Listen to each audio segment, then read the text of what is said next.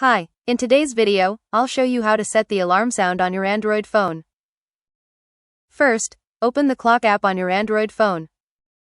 Next, tap the alarm tab and select the alarm you want to edit. If you don't have an alarm yet, tap the plus button to create a new one.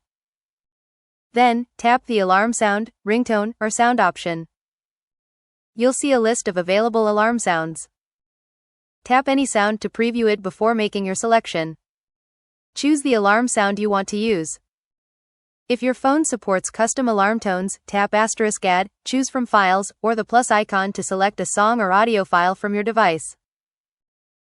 After selecting your preferred sound, tap Done, Save, or simply go back if the changes are saved automatically.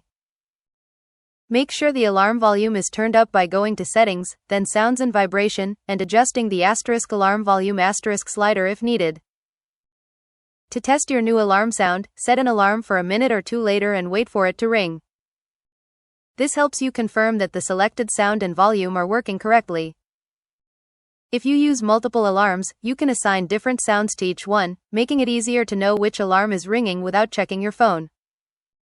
That's all. You've successfully set the alarm sound on your Android phone.